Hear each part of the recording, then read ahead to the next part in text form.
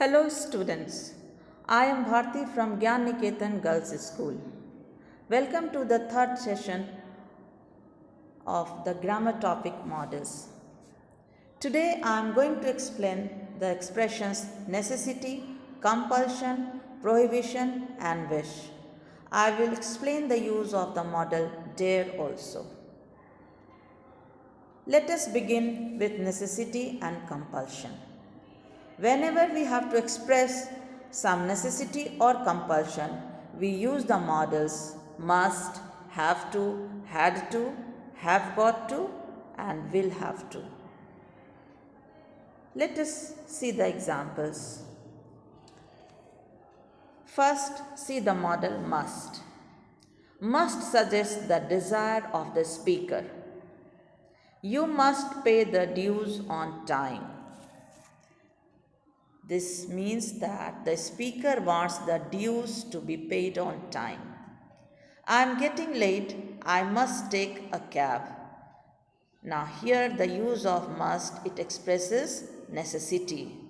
I am running short of time, I am getting late, so to reach my destination on time, I should do something, and that is I must take a cab.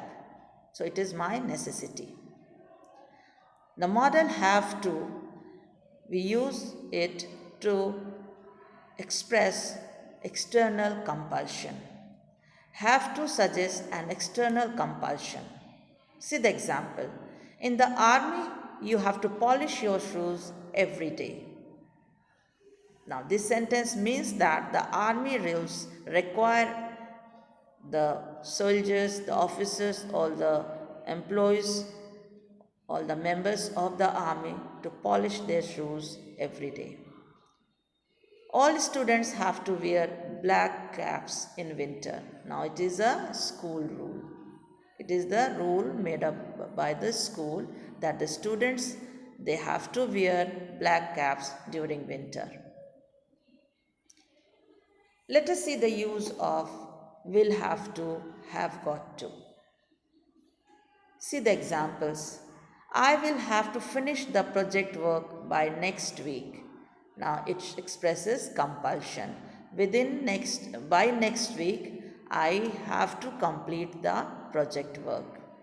I will have to go and get some fresh vegetables. Now here the use of will have to expresses necessity. I need some fresh vegetables to cook, and for that I need to go out. I have got to send this report by evening. Now here the use of have got to, it expresses both necessity and compulsion. Okay. The use of had to. See the example. Since it was raining heavily, we had to postpone the picnic program. Now here it expresses necessity. The use of the model had to, it expresses necessity. It was the requirement here because it was raining heavily, so we couldn't go out, so we had to postpone the program. Let us see the use of the model need. Examples here. You need to work hard on your handwriting and spellings. Now it is one's necessity. The speaker is telling somebody that you need to improve on your handwriting and spellings. You need to do it. It is your necessity. You need not to go to the doctors now since you have fully recovered. Now here the use of need not, it expresses absence of necessity. Since you are fit now, you are fully fit now, so there is no need to go to the doctor. The expression prohibition. Now prohibition means not to do something. For that we use the model must not or ought not to. To express prohibition we use the model must not or ought not to. See the examples here. Car must not be parked in front of the gate. Now it is prohibited. It is clearly stated here that don't do it. Don't park the cars in front of the gate. You ought not to make fun of poor people. Now, here the use of ought not to, it refers to duty. As a duty, you should not do it, you should avoid it. You ought not to. So, must not and ought not, there is slight difference. Ought not to refers to some obligation. As a duty, as an obligation, you should avoid it, not do it.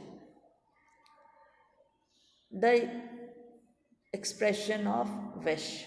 When we express wish, when our mood expresses that we are having some desire, we have some wish for somebody, for that we use the modal may. See the examples here. May you get all that you deserve. May God shower all his blessings on you. May you live a very happy and prosperous life. See, in all these three sentences, some desires have been expressed by the speaker, and for that, the modal may has been used. And you can see here the modal may is coming in the beginning of the sentence, and all these sentences they end with an exclamation mark. The modal dare. As a modal, dare means not to be afraid of doing something.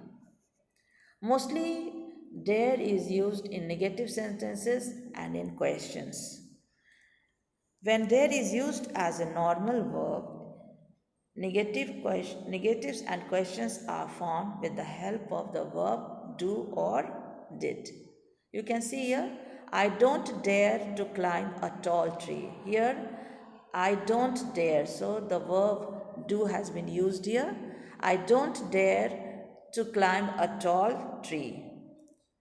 Second example, the child didn't dare to complain. In these two sentences, it has been clearly stated that I had no courage, I, I had no, I was afraid to climb a tall tree. I couldn't do it. So, the child didn't dare to complain means the child was afraid and he didn't make a complaint. Do you dare to challenge him to a fight? No, I don't. So here you can see that the modal dare has been used in negative form and in interrogative form. Dare is used in affirmative sentences also. See the example here.